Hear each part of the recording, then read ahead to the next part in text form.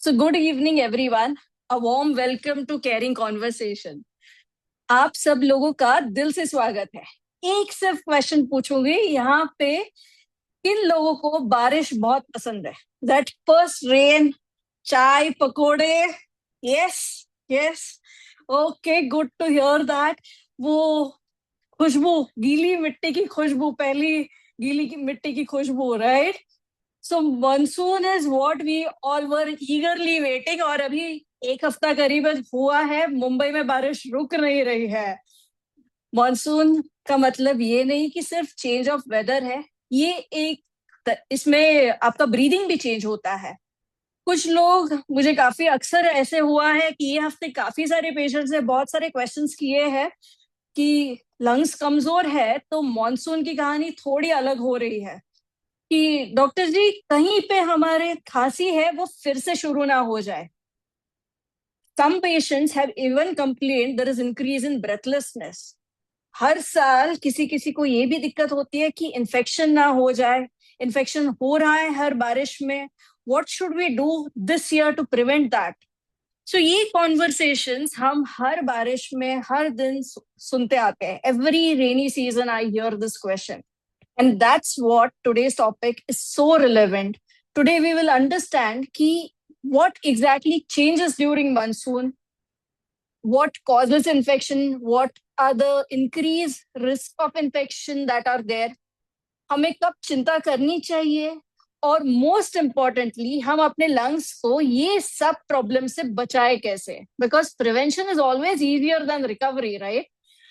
And as we all से carrying conversations में हमारा गोल एकदम सिंपल है, हम डर को फैक्ट्स के साथ रिप्लेस करेंगे, जो कंफ्यूजन है उसे क्लैरिटी के साथ हम क्लियर करेंगे, and we are always trying to bring that knowledge, because knowledge today means stronger lungs tomorrow. So I am Dr. Mrunmayee Koltharkar, a pulmonary physiotherapist, founder and CEO of the Pulmonary Rehab as well as Caring Conversation. And it gives me immense pleasure to welcome each one of you. कुछ लोग first time join कर रहे हैं तो warm welcome to them. कुछ लोग हमारे साथ 4 सालों से जुड़े हुए हैं, so I am really glad to have you all for this 4 years supporting, motivating and helping each other out. But before we go ahead to today's session, आज हमारा सेशन गाइड करने के लिए आ रहे हैं इज डॉक्टर केतन बालू। It's my really warm welcome as well as a great pleasure. I have known Dr. Ketan is from Hinduja Hospital. We used to work together. Last I met him was 2020 and then I'm connecting with him now is 2026. So it's really my honor to connect with him again and इसी बहाने हम फिर से मिल रहे हैं। Dr. Ketan is a consultant respiratory physician at Yashoda Chest Hospital, Sambhaji Nagar में, India. इन्होंने अपना डीएनबी रेस्पिरेटरी मेडिसिन में प्रेस्टिजियस हिंदुजा हॉस्पिटल से कंप्लीट किया हुआ है। He also holds a European diploma in adult respiratory medicine. इन्होंने यूके में भी he was working as a senior clinical fellow respiratory medicine में, and काफी इंटरनेशनल एक्सपीरियंस है इनके पास, which I am sure will make a difference in everyone's knowledge today. इनकी special interest mainly है interstitial lung disease, fibrosis, COPD, tuberculosis, bronchiectasis, even sleep medicine, and ये interventional pulmonology भी करते हैं। So thank you, Dr. Ketan, for joining with us for Caring Conversation today. We are really delighted to have you with us. All over to you, Dr. Ketan. Just let me spotlight you. Just 1 second. I will have to get the spotlight. Dr. Ketan, you will have to start your video and unmute so I can spotlight you for everyone. So warm welcome, Dr. Ketan. Really great to have you today with us. Good afternoon, everyone, and thank you so much, Dr. Mrunmayee, for all those kind words. And thank you for all of you for taking your time out and being a part of this great initiative by Dr. Mrunmayee. And it's my honor and privilege to be able to, share my thoughts on a very important topic, that is monsoon and your lungs. Okay?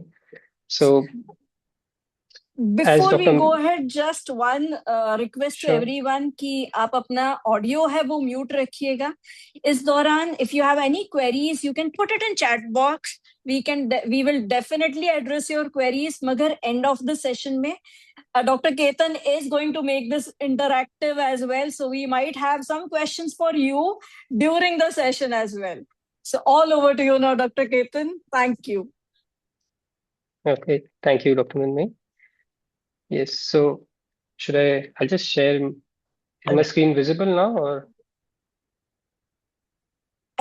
You will have to share your screen, then it would be definitely. So हम कोशिश करने वाले हैं हिंदी और English दोनों language में बात करें. अगर आपको इस दौरान कुछ भी क्वेश्चंस है चैट बॉक्स में, मैसेंजर में रखिएगा. ट्राई की जो आपके क्वेश्चंस है वो टॉपिक से रिलेवेंट रखे. Okay, there is someone trying to join in us. Yes, Dr. Ketan, very much visible. Thank you. All over to you now. Okay, thank you. So, जैसा डॉक्टर मृण्मयी ने बोला कि जब भी मॉनसून आता है, पीपल लुक फॉरवर्ड कि pleasant weather होगा, ग्रीनरी होगा and relief from the intense heat जो होता है. But being a respiratory physician, मुझे ये पता है कि इस पीरियड में सबसे ज्यादा रेस्पिरेटरी पेशेंट्स हमारे ओपीडीज एंड आईपीडीज में होते हैं. एवरी साल हम देखते हैं कि एस्थमा एग्जासर्बेशंस, सीओपीडी के फ्लेयर्स अप, आईएलडी के एग्जासर्बेशंस, ये पेशेंट्स का नंबर काफी बढ़ जाता है. तो ये क्यों होता है और इसके लिए आप और आपके फैमिली मेंबर्स क्या सिंपल मेजर्स कर सकते हैं ये प्रिवेंट करने के लिए, ये इस टॉक के जरिए मैं आज बताना चाहूंगा. एंड इम्पोर्टेंट बात ये है कि ये सारी चीजें हम प्रिवेंट कर सकते हैं. Okay, so let's begin now by first understanding कि आज क्या हम सीखने वाले हैं. और मैं ये चाहता हूँ कि at the end of the talk ये 4-5 चीजें जो है आप लोग समझ पाए कि रेस्पिरेट मॉनसून में एग्जैक्टली क्या चेंज होता है जिसकी वजह से रेस्पिरेटरी प्रॉब्लम्स बढ़ते हैं, कौन से पेशेंट्स या ग्रुप्स होते हैं जो हाई रिस्क पे होते हैं, जो वार्निंग साइंस है उनको आप कैसे अर्ली रिकॉग्नाइज कर सकते हैं और मेडिकल हेल्प सीख कर सकते हैं, और इससे आप कौन से प्रैक्टिकल जो प्रॉब्लम्स है और सॉल्यूशंस है जो आप घर पे आप या आपके फैमिली मेंबर्स कर सकते हैं ये प्रॉब्लम्स प्रिवेंट करने के लिए. ठीक है.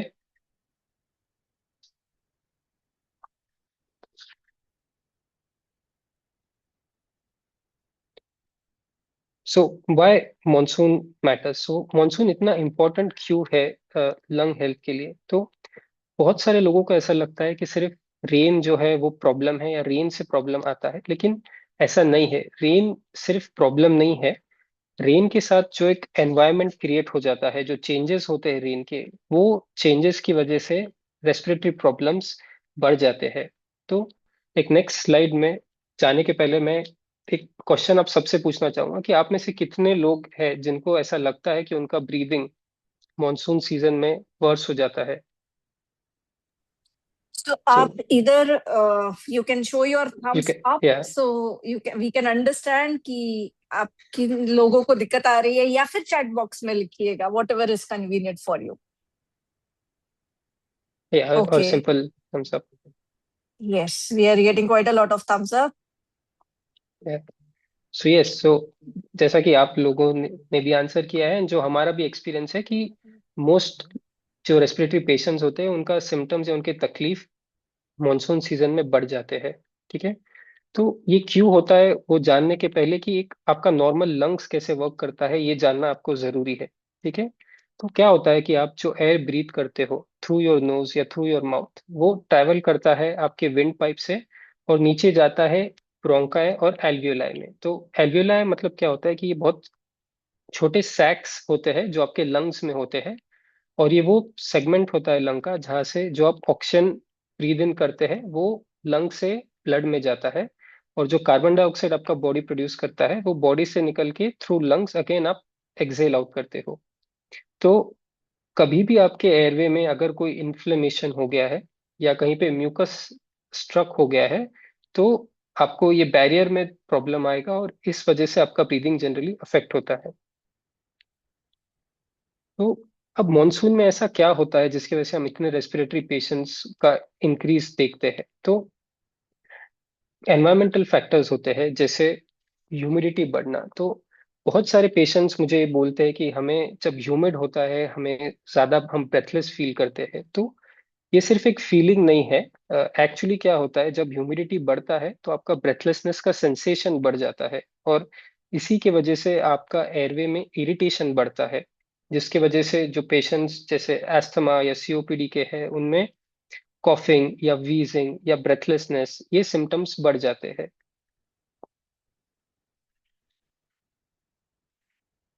दूसरा जो इम्पोर्टेंट आता है कि क्राउडेड इंडोर प्लेसेस। तो क्या होता है, क्योंकि रेनी सीजन में बहुत सारे लोग घर के अंदर टाइम स्पेंड करते हैं, इसके वजह से आपका जो वायरसेस होते हैं उनका ट्रांसमिशन बढ़ जाता है। पुअर वेंटिलेशन की वजह से आपके जो इन्फेक्शन के रिस्क है वो बढ़ जाते हैं। अदर इम्पोर्टेंट थिंग जो होता है कि मोल्ड्स और जो फंगल स्पोर्स होते हैं, इसका जो प्रमाण होता है वो इस टाइम पे काफी बढ़ जाता है, और ये सारे आपको एलर्जिक प्रॉब्लम्स या फंगल इन्फेक्शंस या other viral respiratory infections cause करते हैं। तो अब इनमें से हम एक एक को थोड़ा सा डिटेल में देखेंगे। ह्यूमिडिटी का, जैसे मैंने कहा कि हाई ह्यूमिडिटी की वजह से आपका एयरवे जो है वो काफी नैरो हो जाता है और इरिटेशन होता है एयरवे में। इसी के वजह से आपका म्यूकस प्रोडक्शन बढ़ जाता है। आपको, अगर आप एस्थमा या सीओपीडी के कोई पेशेंट है, तो आपने नोटिस किया होगा कि आपका स्पुटम का वॉल्यूम बढ़ जाता है, या आपका ब्रेथलेसनेस या चेस्ट टाइटनेस जो हम कहते हैं वो बढ़ जाता है। दूसरा एक इम्पॉर्टेंट चीज है कि टेम्परेचर फ्लक्चुएशन। तो अगर एक सडन चेंज होता है आपके टेम्परेचर्स में, जैसे अगर आप फॉर एग्जांपल कहीं इंडोर हो जहाँ पे वार्म है और आप कोल्ड एनवायरनमेंट में बाहर गए हो, या वाइस वर्सा कि अगर आप बाहर के हॉट एनवायरनमेंट से कोई एयर कंडीशन रूम में जा रहे हो, तो इस वजह से क्या होता है कि आपका एयरवे कॉन्स्ट्रिक्ट हो जाता है। एंड अगेन, जो नॉर्मल पीपल होते हैं उनमें इतना प्रॉब्लम नहीं आता है, बट जो ऑलरेडी लंग पेशेंट्स होते हैं जैसे एस्थमा के या सीओपीडी के या आईएलडी के, उनमें ये एयरवे कॉन्स्ट्रिक्शन की वजह से कॉफ या वीजिंग, ये सारे सिम्टम्स बढ़ जाते हैं। अब इसके बाद आता है इंडोर एयर क्वालिटी। तो जो एयर क्वालिटी होता है, बिकॉज काफी लोग, जैसा मैंने कहा, बिकॉज ऑफ रेनी सीजन आप ज्यादातर टाइम अपना घर में स्पेंड करते हैं, विंडोज क्लोज रहते हैं, डोर्स क्लोज रहते हैं, तो इसकी वजह से आपका वेंटिलेशन अफेक्ट होता है। इसके वजह से जो वायरसेस होते हैं वो ज्यादा जल्दी स्प्रेड करते हैं अमॉन्ग योर फैमिली मेंबर्स, और क्लोज कांटेक्ट से दूसरे भी जो इन्फेक्शंस होते हैं उनका रिस्क बढ़ जाता है। एक वन ऑफ द बिगेस्ट जो एक हिडन डेंजर जिसको हम बोलते हैं, वो एक आता है मोल्ड ग्रोथ। तो बहुत से लोगों ने आपने आपके घर पे देखा होगा कि ड्यूरिंग रेनी सीजन एक ब्लैक या ग्रीनिश स्टेन्स आपके वॉल पे आ जाते हैं। तो ये सिर्फ स्टेन्स नहीं है, ये जनरली जो मोल्ड्स होते हैं, ये सोर्स होता है काफी सारे माइक्रोस्कोपिक स्पोर्स का, जो एयर में होते हैं। जब आप ये स्पोर्स को इनहेल करते हो, तो ये आपके अंदर जो एलर्जीज होता है या एस्थमा के सिम्टम्स होता है उनको ये ट्रिगर कर देता है। और जो लोग जिनका स्पेशली इम्यूनिटी कम होता है, उनमें ये सीवियर सिम्टम्स प्रोड्यूस कर सकता है, और कभी कभी फंगल इन्फेक्शंस होना भी काफी कॉमन होता है।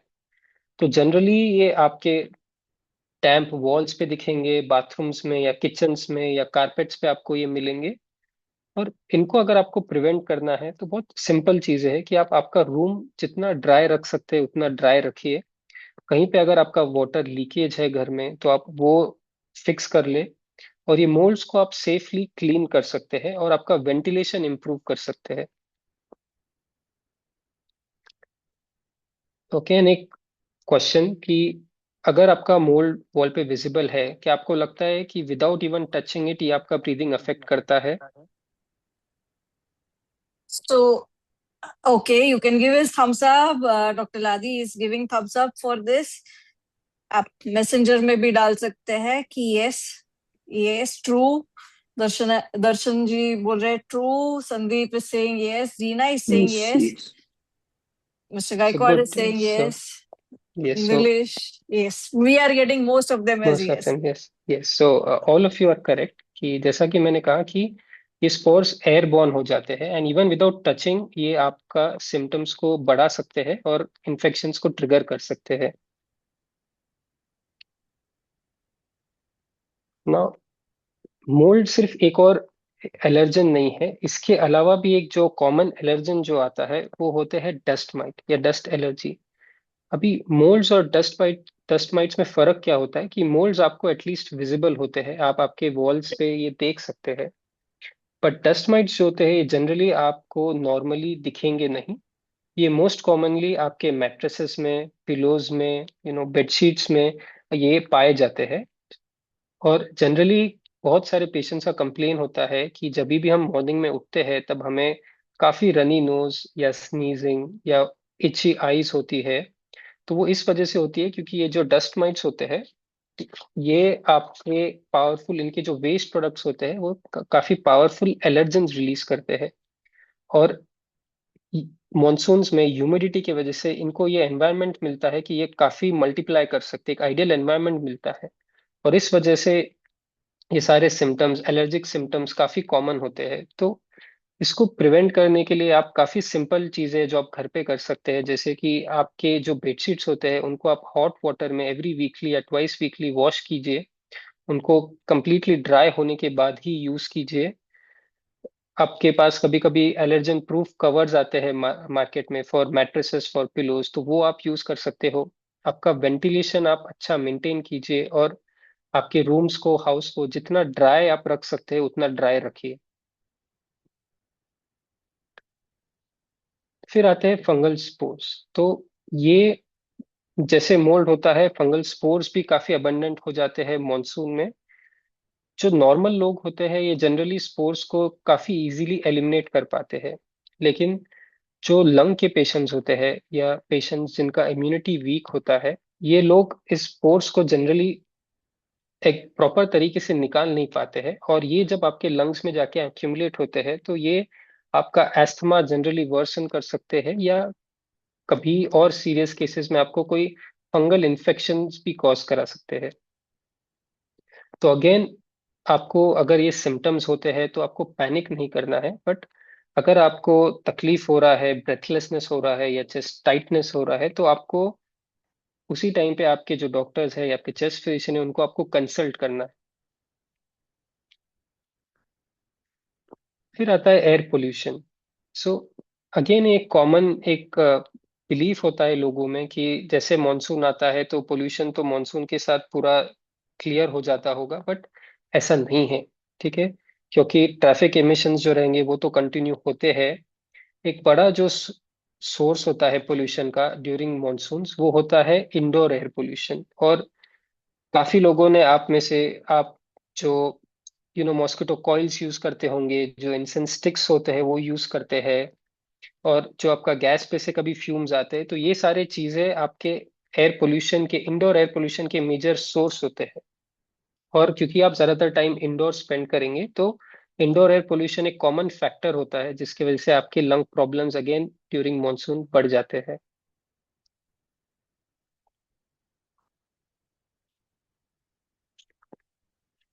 सो अगेन आप लोगों के लिए क्वेश्चन कि आपको क्या लगता है कि कौन सा रेस्पिरेटरी प्रॉब्लम मॉनसून में सबसे ज्यादा बढ़ जाता है?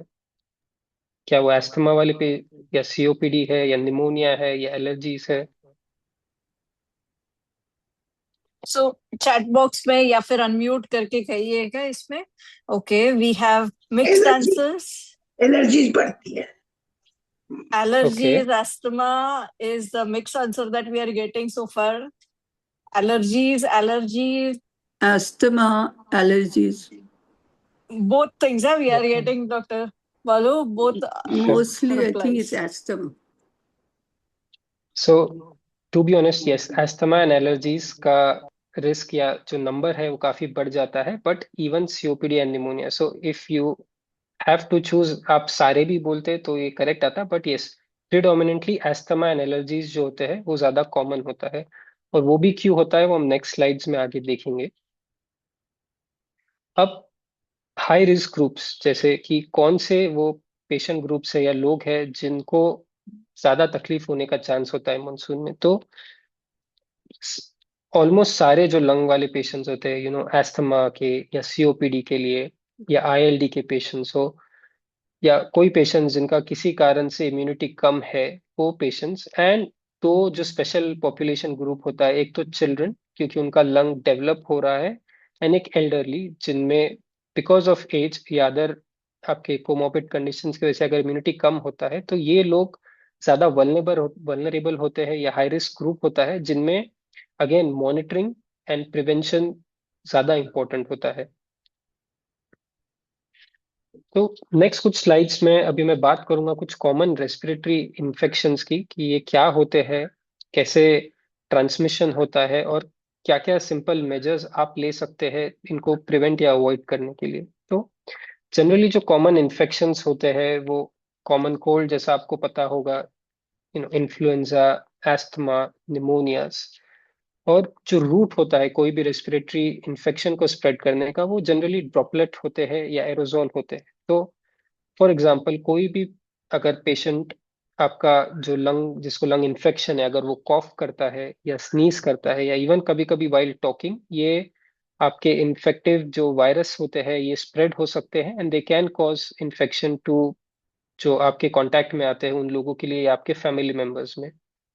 और जो सिंपल प्रिवेंटिव मेजर्स जो आप कर सकते हैं, एक है is hand hygiene, which is very important during the rainy season या इवन अदरवाइज, कि आपका हैंड हाइजीन आपको मेंटेन करना काफी जरूरी है। दूसरा है कि अगर आपको सिम्टम्स है तो प्लीज मेक श्योर कि आप मास्क पहन रहे हो, सो दैट आपसे इन्फेक्शन दूसरों को स्प्रेड ना हो। एंड थर्ड या most important out of this is vaccination, जिसपे मैं थोड़ा डिटेल में द नेक्स्ट स्लाइड्स बात करूंगा।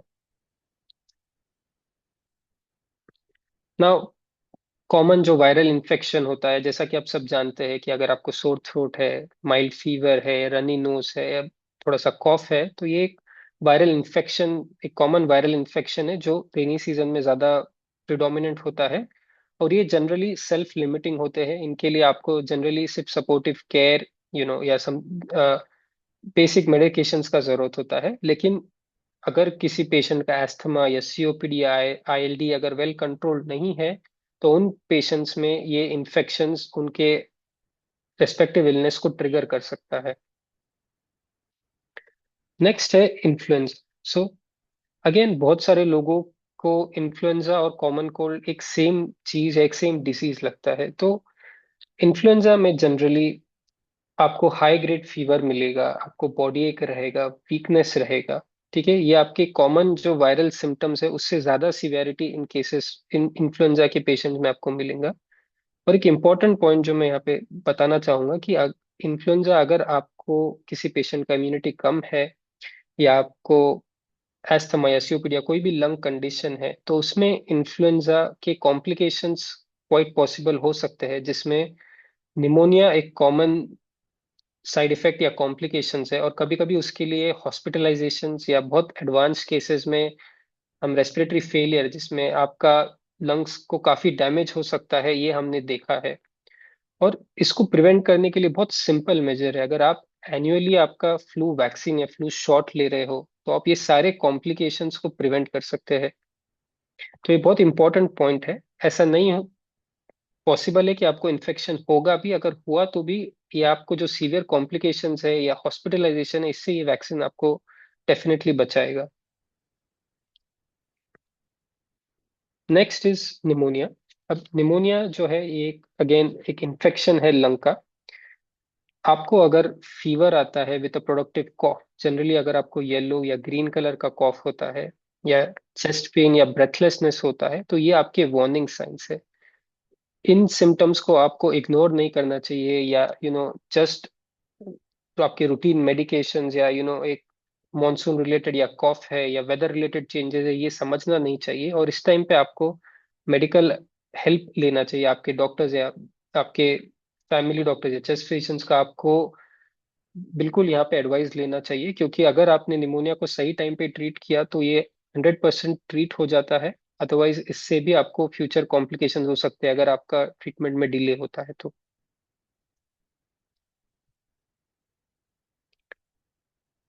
नेक्स्ट एक डिजीज है जो not just monsoon, through out the year prevalent है हमारे कंट्री में, स्पेशली इज टीबी। तो बहुत सी बार क्या होता है कि काफी लोगों का को कफ होता है और वो एट्रीब्यूट करते हैं कि ये कफ जो है सिर्फ वेदर की वजह से है। बट अगर आपका कफ मोर देन 2 वीक्स तक परसिस्ट करता है और उसके साथ अगर आपको फीवर या वेट लॉस या लॉस ऑफ एपेटाइट ऐसे सिम्टम्स अगर आते हैं, तो आपको टीबी के लिए टेस्ट करना और स्क्रीन करना काफी जरूरी है। तो कोई भी कॉफ अगर आपका 2 वीक से ज्यादा है तो प्लीज आप आपके डॉक्टर से मिलिए और इसको डेफिनेटली इवेल्युएट कीजिए। एक कॉमन एंटिटी जो हम देखते हैं इज पोस्ट वायरल कॉफ। अब ये क्या होता है, बहुत सारे पेशेंट्स जो हम एज अ रेस्पिरेटरी फिजिशियन देखते हैं, और शायद आप लोगों ने भी जो लंग पेशेंट्स है, अगर आप में से कोई है जिन्होंने पॉसिबली कभी एक्सपीरियंस किया होगा कि आपको अगर कभी वायरल इन्फेक्शन होता है तो आपका फीवर, आपका वीकनेस जनरली कम हो जाता है, बट आपका कॉफ जनरली सेटल नहीं होता है। काफी पेशेंट्स में ये कॉफ अबाउट 6 to 8 वीक्स तक परसिस्ट कर सकता है। ये ग्रेजुअली इंप्रूव होगा, बट ये पूरी तरह सेटल होने के लिए जनरली 6 to 8 वीक्स लगता है। तो इस टाइम पे आपको एंटीबायोटिक आफ्टर एंटीबायोटिक लेने का जरूरत नहीं होता है।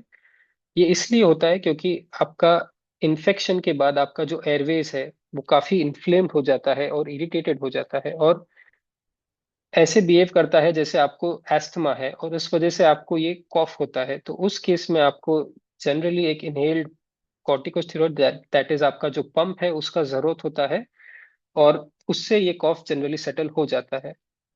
लेकिन अगर ये कफ के साथ आपको परसिस्टेंटली बुखार आ रहा है, या आपके कफ में कभी ब्लड आपने नोटिस किया है, या आपका वेट लॉस हो रहा है इसी पीरियड में, तो आपको डेफिनेटली मेडिकल हेल्प उस टाइम पे लेना है। तो ये एक बहुत इंपॉर्टेंट स्लाइड है टॉक का कि कौन से वो सिम्टम्स है, रेड फ्लैग सिम्टम्स है, जो आपको या आपके फैमिली मेंबर्स को पता होना चाहिए कि जो इमरजेंसी सिम्टम्स है, और ये अगर आपको सिम्टम्स है तो आपको इमीडिएटली मेडिकल हेल्प लेना है, आपके पास ही के इमरजेंसी या कैजुअलिटी में जाना है। तो अगर आपका ऑक्सीजन सैचुरेशन 92 से कम हो रहा है, या आपको सीवियर ब्रेथलेसनेस और चेस्ट पेन है, या आपको आपके ब्लड में आपने नोटिस किया है, आपके कफ में सॉरी आपने नोटिस किया है कि ब्लड है, तो इन केसेस में आपको इमीडिएटली आपके पास ही के हॉस्पिटल में या इमरजेंसी में जाना है, क्योंकि ये सारे रेड फ्लैग सिम्टम्स है जो एक अंडरलाइंग सीवियर प्रॉब्लम डिनोट करते हैं। अभी जैसा काफी लोगों ने आंसर किया कि जनरली जो सबसे कॉमन पेशेंट्स हम देखते हैं ड्यूरिंग मॉनसून, वो आते हैं एस्थमा फ्लेयर्स अप के, एस्थमा एक्सासर्बेशंस के। नाउ अगेन कि ये क्यों होता है, या मॉनसून में सबसे ज्यादा एस्थमा के पेशेंट्स का सिम्टम्स वर्स क्यों होता है। एस्थमा के लिए आपको जैसे पता है कि काफी ट्रिगर्स होते हैं, ठीक है। तो मोस्ट कॉमन ट्रिगर, अगेन अगर इफ आई आस्क, क्योंकि आपको क्या लगता है कि मोस्ट कॉमन ट्रिगर एस्थमा के लिए क्या होता है इनमें से। So let's see if you want to unmute या मैसेज में ड्रॉप कीजिएगा कि सबसे कॉमन ट्रिगर क्या है अस्थमा के लिए ड्यूरिंग मानसून। ह्यूमिडिटी, एलर्जेंस, ये someone is saying something else, किसी और को कुछ अलग। कोल्ड ड्रिंक्स, और इसके अलावा humidity and allergens also, both. Humidity, allergy, humidity, Nilofer is saying humidity, Zina is saying humidity and allergens, Carol is saying humidity and allergens, Mr. Gaikwad is saying cold drinks, Mr. Surana is saying humidity and allergens. So Dr. Ketan, we are having majority saying humidity and allergens.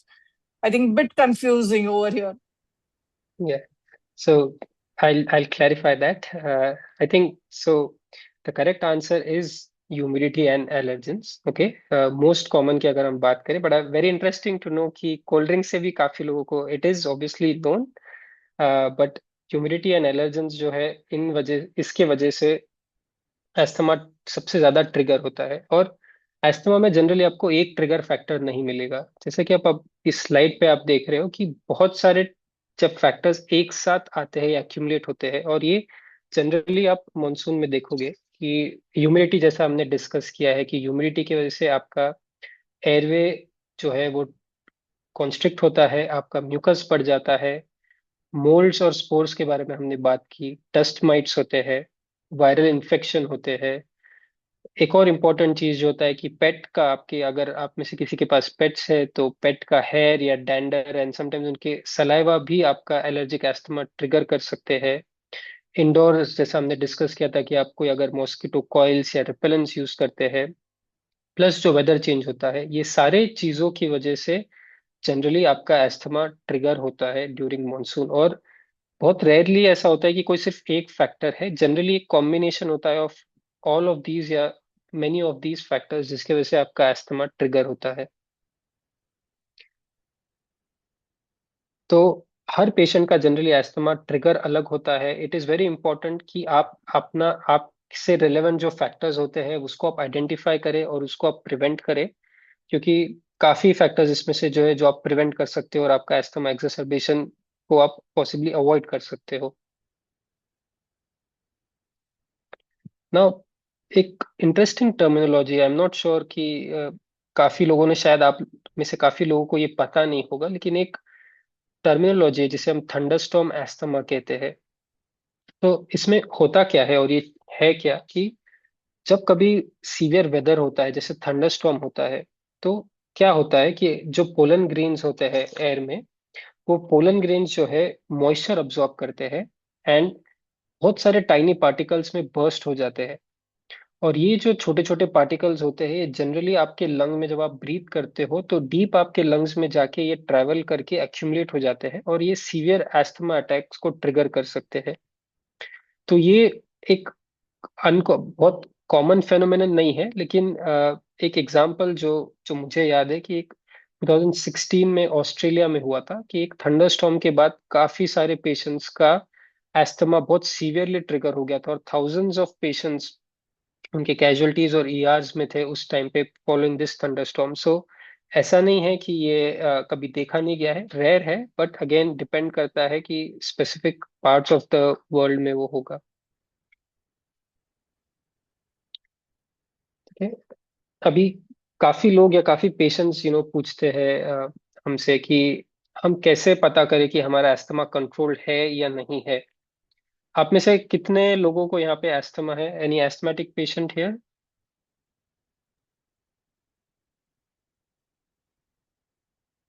Okay. तो We do have few, not many, yeah, mainly I think so fibrosis, ILD we an have had. ILD. Okay, I'll come to ILD. So it is generally asthma में जो भी लोग asthmatic है उन्हें पता होगा कि नाइट में जनरली आपके सिम्टम्स ज्यादा होते हैं। तो बहुत सिंपल चीज है जो आप अपने आप असेस कर सकते हैं कि आपका एस्थमा कंट्रोल है नहीं, देखने के लिए कि अगर आपको रात में हफ्ते में 2 बार से ज्यादा नाइट में सिम्टम्स हो रहे हैं या नहीं, या आपको आपका इनहेलर जो रेस्क्यू इनहेलर है उसका नीड आपका ज्यादा हो गया है नहीं हो गया है, या बहुत इंपॉर्टेंट कि आप कोई एक्टिविटीज जो आप जनरली कर पा रहे हो उसके अंदर आपको लिमिटेशन आ रहा है, तो ये सारे चीजें एक इंडिकेशन देते हैं कि आपका अस्थमा कंट्रोल नहीं है। सो अगेन, अगर कोई अस्थमा और सीओपीडी पेशेंट्स है तो I just want to ask कि आप में से कितने लोगों को लगता है कि आप अपना इनहेलर करेक्टली ले रहे हैं? एनी अस्थमा और COPD patient? So Nilofer is asthmatic. Nilofer has mentioned she is asthmatic with COPD. So Nilofer, this question mainly probably is for you. Do you think you are using your inhaler correctly? She is nodding yes. Okay, that's good to know. Mrs. और कोई Agarwal is जो also asthmatic and COPD.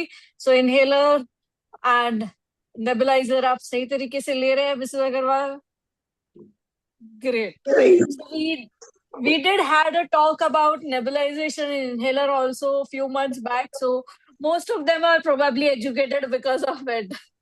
that's good. That's very good to know. Because if I tell you honestly, जो sorry, No, sorry. There was some Yeah. interruption. Yeah. Okay.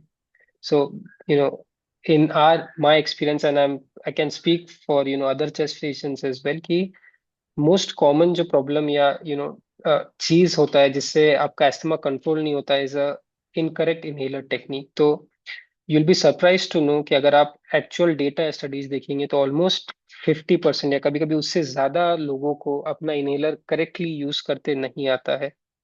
तो ये I think एक बहुत important part है कोई भी asthma के treatment का। And I will urge, obviously it is good to know कि यहाँ पे जो एस्थमेटिक्स है they are confident in the way they use their inhaler, but I would again stress कि जब भी आप आपके डॉक्टर से या चेस्ट फिजिशियन से कंसल्ट करते हो, प्लीज मेक श्योर आप आपका इनहेलर टेक्निक उनके साथ रिविजिट करें और मेक श्योर करें कि आप करेक्ट तरीके से इनहेलर ले रहे हो। क्योंकि मोस्ट ऑफ द टाइम्स हमें मेडिकेशन चेंज या इवन डोज चेंज करने का जरूरत नहीं पड़ता है, क्योंकि अगर आप आपका इनहेलर सही से ले लो तो मोस्ट केसेस में आपका अस्थमा कंट्रोल काफी हद तक अच्छा रहेगा। Or we have something called a asthma action plan. Again, I'll not go into details क्योंकि we don't have many asthmatics, but ये एक सिंपल एक्शन प्लान है। अ, आप में से जो एस्थमेटिक्स है, are you aware of this, या आपको पता है, या do you have a action plan? Just want to quickly know अगर आपको पता है इस बारे में। So Nilufar, Reena, you have messaged as well that you have COPD asthma. So do you have this action plan with you? We are directing the question to you. Nilufar, you will have to unmute yourself, Nilufar. Zeena, if you are not able to unmute, you can put it in the chat box as well. Yes, Nilufar. No, doctor. I have not Okay. been given this action plan. Okay. So, this is a very useful piece of paper which you can have with you. तो basically इसमें 3 zone होते हैं। Just quickly tell क्या होता है कि इसमें 3 zone होते हैं, green zone, yellow zone, red zone. तो जस्ट फॉर एग्जांपल इमेजिन कीजिए जो ट्रैफिक लाइट्स होते हैं, रेड, येलो, ग्रीन। ओके, तो रेड मतलब डेंजर जोन होता है। तो ये जो एक्शन प्लान होता है इसमें अगर आप पढ़ेंगे तो जो रेड जोन होता है उसमें आपको क्या क्या सिम्टम्स है, आपका पीक फ्लो रीडिंग क्या है, उस हिसाब से आपके जोन्स डिवाइडेड होते हैं। एंड डिपेंडिंग ऑन आपके क्या सिम्टम्स है और पीक फ्लो क्या है, you can divide yourself into these zones. और एट एनी पॉइंट उसमें आपका मेंशन होगा कि अगर आप सपोज ग्रीन जोन में हो तो आपका एस्थमा वेल कंट्रोल्ड है, you don't have to worry. अगर आप येलो या जोन में हो तो आप आपके थोड़ा कॉशन लेना है, क्योंकि आपका एस्थमा इज ओके कंट्रोल्ड। और उसमें मेंशन क्या रहेगा कि उस स्टेज में आपको कौन सा मेडिसिन लेना है, कितने बार लेना है, कैसा लेना है। एंड रेड जोन में ऑब्वियसली अगर आप रेड जोन में हो तो डेफिनेटली आपको आपके डॉक्टर को कंसल्ट करना है। इसका एडवांटेज या फायदा क्या है कि आप सेल्फ असेस करके समझ पाओगे कि आप कौन से जोन में हो, और अगर आप रेड जोन में हो तो आप खुद से आपके डॉक्टर से जल्दी अगर कंसल्ट करते हो तो आप आपका एस्थमा एक्सासर्बेशन या ट्रिगर होने से बचा पाओगे। तो दिस इज वेरी यूजफुल। अगर आप अभी आपके पास नहीं है तो next time whenever you meet your doctor you can always ask them कि एक एस्थमा एक्शन प्लान आपको प्रोवाइड करे। Now COPD and monsoon. So another important disease which is prevalent during the monsoon is COPD and its flare-up. तो क्यों COPD version होता है monsoon में? Is again basically because of the same reasons जो हमने देखे थे कि वायरल और बैक्टीरियल इन्फेक्शंस काफी कॉमन होते हैं, जिसकी वजह से आपके अक्यूट एक्सासर्बेशंस हो सकते हैं COPD के लिए। अगेन जो ह्यूमिडिटी होती है उसकी वजह से ब्रेथलेसनेस बढ़ जाता है, म्यूकस बढ़ जाता है, आपके जो सिक्रीशंस होते हैं वो आप क्लियर नहीं कर पाते हो। एंड मोल्ड्स की वजह से या इंडोर्स रहने की वजह से आपका मसल एक्टिविटी जो है या डीकंडीशन हो जाता है और आपके सिम्टम्स और बढ़ जाते हैं। तो जनरल प्रिकॉशंस आप जो ले सकते हैं कि आपका जो इनहेलर है, आपके मेडिसिन है, वो आपको एकदम रेगुलरली विजिलेंटली फॉलो करने हैं। इम्पॉर्टेंट है कि आप फिजिकली एक्टिव रहे, आपका जो होम एनवायरनमेंट है जैसे हमने डिस्कस किया कि उसे ड्राई रखे, प्रॉपर वेंटिलेशन रखे, आपके जो ब्रीदिंग एक्सरसाइजेस है वो आप रेगुलरली फॉलो करें। एंड आपके जो वैक्सीनेशन है, पीट फ्लू वैक्सीन और निमोनिया वैक्सीन, ये आप टाइम पे ले। तो इन सब चीजों से आप आपके सिम्टम्स काफी अच्छे कंट्रोल कर पाएंगे। नाउ अनदर इम्पोर्टेंट चीज is home oxygen safety during monsoon. अगर आप में से कोई कॉन्सेंट्रेट ऑक्सीजन पे है या ऑक्सीजन कॉन्सेंट्रेटर्स यूज करते हैं, तो देयर आर सर्टन चैलेंजेस जो मानसून में आते हैं कि कॉन्सेंट्रेटर को आपको ड्राई रखना काफी जरूरी है, स्पेशली ड्यूरिंग मानसून। मानसून्स में कई प्लेसेस पे काफी पावर फेलियर्स होते हैं, तो आप आपका एक बैकअप जो है वो एक मेंटेन रखिए इफ पॉसिबल। और जो एक बिग बिग नो है इज कि ऑलवेज अवॉइड स्मोकिंग। अगर आप कॉन्सेंट्रेटर है तो in and around your house please make sure कि आप या no one else smokes. Now, coming to another very important disease is ILD. So, I think we have probably more patients of ILD, as you said, Dr. Minmay. So, now ILD या fibrosis patient में जो problems आते हैं, they are little different as compared to asthma and COPD, क्योंकि ILD में आपका airway का problem नहीं है। एज यू आर अवेयर कि ILD अगर आपको है तो आपका क्या आपके लंग्स में स्कारिंग है या फाइब्रोसिस है। तो क्या होता है अगेन मॉनसून में, बिकॉज ऑफ इन्फेक्शन, जो वायरसेस या बैक्टीरियल इन्फेक्शन है, उस वजह से आपके आईएलडी के सिम्टम्स जो होते हैं, जैसे ब्रेथलेसनेस, परसिस्टेंट कॉफ, या आपके ऑक्सीजन लेवल या सैचुरेशन ड्रॉप होना, ये सिम्टम्स काफी कॉमन होते हैं।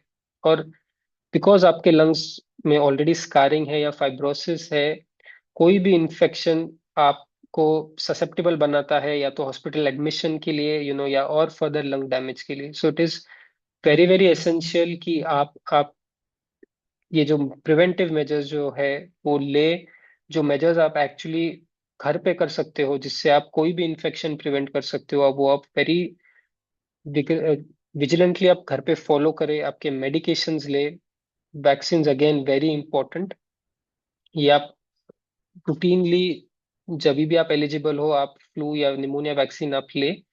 और आपके जो ब्रीदिंग एक्सरसाइजेस है पल्मोनरी, अगर रिहैब आप अंडरगो कर रहे हो तो वो कंटिन्यू आप चालू रखें, क्योंकि आउटडोर एक्सरसाइजेस करना because of the weather difficult हो जाता है। एंड बहुत इंपॉर्टेंट होता है कि आपको आपके डॉक्टर से कब कंसल्ट करना है। तो अगर आपका ब्रीदिंग सडनली वर्स हो जाता है, या आपका कॉफ परसिस्टेंट रहता है, या आपके ऑक्सीजन लेवल्स गिरने लगते हैं, तो आपको इमीडिएटली आपके डॉक्टर को कंसल्ट करना है। तो अगेन जैसा हमने डिस्कस किया कि प्रिवेंट द इन्फेक्शंस, आपका मेडिकेशन रेगुलरली आप लो, आपका ब्रीदिंग एक्सरसाइजेस रेगुलरली फॉलो कीजिए, होम एनवायरनमेंट प्रॉपर रखिए और एक्टिव रहिए। Now bronchiectasis, I'm not sure, do we have any patients with bronchiectasis here? I don't think so. We have anyone, Dr. Ketan, That's with fine, so then we can bronchiectasis. I'll skip this one. We do have is Okay. few post-lung transplants as well. So if you Sure, want to emphasize anything for them, that would be great. sure. What I'll do is it would be better if if I'll answer if they have any specific questions at the end. Sure. So sleep apnoea again एक common disease है sleep apnea. तो अगर आप में से कोई है जो सीपैप यूज करता है फॉर स्लीप एपनिया, तो अगेन जो कपल ऑफ स्मॉल प्रॉब्लम्स या चैलेंजेस ड्यूरिंग मॉनसून होते हैं is because of weather and allergies. आपको अगर नेजल कंजेशन होता है या राइनाइटिस होता है तो सीपैप यूज करने में आपको तकलीफ होगा, कंफर्ट प्रॉब्लम्स होते हैं। Now next is pulmonary rehab. तो if I had to choose one treatment, apart from medicine, छोड़ के जो एक ट्रीटमेंट है जो काफी सिग्निफिकेंट डिफरेंस लेके आता है आपके सिम्टम्स में या क्वालिटी ऑफ लाइफ में, तो वो है पल्मोनरी रिहैब। तो आई एम श्योर आप अगर आप में से कोई डॉक्टर निर्मय के पेशेंट्स है तो you must have undergone pulmonary rehab, and इसके क्या बेनिफिट्स है you must have experience. But again just to brief them कि पल्मोनरी रिहैब मतलब सिर्फ एक्सरसाइज नहीं, it is much more than that. इसमें आपके ब्रीदिंग टेक्निक्स होते हैं, एजुकेशन होता है, साइकोलॉजिकल सपोर्ट होता है, स्ट्रेंथ ट्रेनिंग होता है, एक कॉन्फिडेंस आपका बिल्ड होता है जिससे आपके सिम्टम्स, आपका ब्रेथलेसनेस कम होता है, आपका एक्सरसाइज टॉलरेंस बढ़ेगा, आपका जो क्वालिटी ऑफ लाइफ है इन टर्म्स ऑफ आप जो आपके एक्टिविटीज करते हो या रूटीन एक्टिविटीज कर पा रहे हो, इन सब में एक सिग्निफिकेंट डिफरेंस आता है। एंड एक फिजियोथेरेपिस्ट का रोल होता है इसमें, क्या होता है कि they will obviously help you with all of these. They will generally give you an exercise prescription. Airway clearance के जो टेक्निक्स होते हैं, there are lot of different techniques and exercises which they go through आपके साथ। Patient education जो बहुत important है, कि आपको एजुकेट करते हैं कि क्या आपको फॉलो करना है, क्या नहीं करना है। And obviously the rehab part. तो ये एक पैरामीटर है जिससे हमने देखा है कि काफी लोगों में हमने इवन हॉस्पिटलाइजेशंस प्रिवेंट किए हैं because of the role of pulmonary rehab. तो काफी सारे टेक्निक्स होते हैं। We start with airway clearance technique होते हैं, जिसमें आपका एक active cycle of breathing technique होता है। काफी सारे पेप जो पॉजिटिव एयरवे डिवाइसेस होते हैं हमारे, तो ऑसिलेटरी डिवाइसेस होते हैं, पोस्चरल ड्रेनेज है, हफ कफिंग है, all these measures which I think probably Dr. Mrinmay, you'll be able to go through this better than me. Thanks, Dr. Ketan. If you want to just, yeah. I think we will keep that as a separate topic, sure, Sure, someday. sure. If Definitely, you definitely. are not aware, they can always reach out to me. मगर I think Sure. कुछ लोग already acapella, aerobica ये चीज use Correct. कर रहे हैं, so that might help. Breathing exercises they are doing. If they are doing is pulmonary rehab, they are well aware about certain strength training exercises, aerobic exercises. So that is there. And patient education के बारे में बात करें, so caring conversations, that's how we Of are course. reaching for patient education. All over to you, Dr. Ketan. Yeah. And as she said, so जो भी आपके exercise prescription में recommended है, the one thing which just a simple thing which I want to highlight is आप आपके personal goal set कीजिए। एक recommended गोल जो हम इन जनरल बोलते हैं कि you should have at least 150 minutes of moderate exercises और ट्रेनिंग, ऑब्वियसली डिपेंडिंग आपका जो परमिशन है या आपका जो लंग कंडीशन है और जो आपको अलाउड या रिकमेंडेड है। But the goal should be at least एक हफ्ते में आप 150 मिनट्स ऑफ एक्सरसाइज आपको करना चाहिए, आपको अपना हेल्थ और स्पेशली लंग हेल्थ मेंटेन करने के लिए। सो अगेन नेक्स्ट क्वेश्चन, एक वैक्सीन पे क्वेश्चन कि विच vaccine do you think is most important for patient with chronic lung disease? तो again I want to know what all of you think. Let's hear out. किसी को कुछ बताना है इस पे या चैट बॉक्स में मेंशन करना है कौन से vaccines? RSV we don't know. What about? अच्छा, RSV पता नहीं है doctor Ketan. So it's respiratory syncytial virus, उसका वैक्सीन है। तो I think the reason is because ये इंडिया में बहुत कॉमन नहीं है। I don't think it is available in most places. So if you don't know, you can skip that one. Okay, but yes, we are getting all. Nilofer is saying all. Smita ji is saying flu and pneumonia. They don't know about RSV. RSV. But, So yes, again. Yes, but otherwise most of them are saying is all. But कुछ लोग हैं जो बोल रहे हैं सिर्फ flu vaccine is important, and some of them are saying flu and pneumonia. So again, the correct answer is all. RSV, as I said, कि ये भी एक रेस्पिरेटरी वायरस ही है, जैसा आपका फ्लू वायरस होता है। जो अदर वायरस जो कॉमन होता है is the respiratory syncytial virus, जो RSV वैक्सीन है। बट ये अभी काफी जगह पे रूल आउट नहीं हुआ है, दैट इज वाई इसका इतना अवेयरनेस नहीं है। But not only flu, obviously pneumonia vaccine is also very important. और जनरली आपका एलिजिबिलिटी आपके एज ग्रुप्स पे होता है। तो इन्फ्लुएंजा वैक्सीन तो हम सभी को रेकमेंड करते हैं, all adults. Generally every year हम देते हैं। इसका नया स्ट्रेन आता है, तो जनरली प्री मॉनसून एक नया स्ट्रेन आता है। So this is the time when you have a new strain which comes up. और ये आपको जो फ्लू है एंड उसके कॉम्प्लिकेशन है, जैसे हमने देखा था कि फ्लू के वजह से अगर आप बहुत सारे पेशेंट्स में निमोनिया या लंग फेलियर हो सकता है, तो ये इन्फ्लुएंजा वैक्सीन आपको इस सारे कॉम्प्लिकेशन से प्रिवेंट करेगा। So definitely recommended every year और हर कोई के लिए। निमोनिया वैक्सीन भी हम रेकमेंड करते हैं सभी में। कौन सा टाइप का वैक्सीन होता है ये डिपेंड करेगा कि आपका एज ग्रुप क्या है, ठीक है। तो if you are less than 65 और more than 65, depending on that pneumonia के वैक्सीन होते हैं।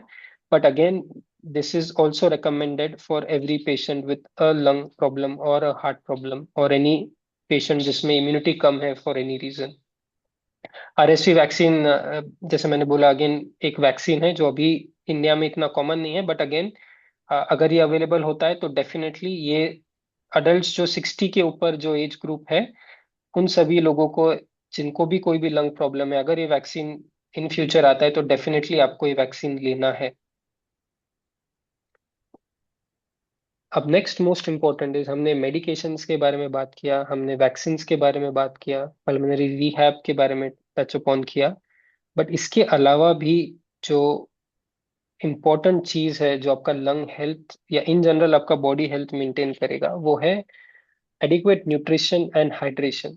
ठीक, सिर्फ मेडिसिन से अब आपका बॉडी या लंग को हेल्दी नहीं रख पाते हो, न्यूट्रिशन उसमें एक बहुत बड़ा रोल प्ले करता है। और ये वो चीजें हैं जो आप definitely without even the involvement of a medical professional आप मैनेज कर सकते हो। तो एक प्रॉपर बैलेंस डाइट जिसमें प्रोटीन्स है, फ्रूट्स है, वेजिटेबल्स है, होल ग्रेन्स है, हेल्दी फैट है, ये सारी चीजें आपको आपका मसल स्ट्रेंथ मेंटेन करने में हेल्प करेगा, and including your muscles for breathing.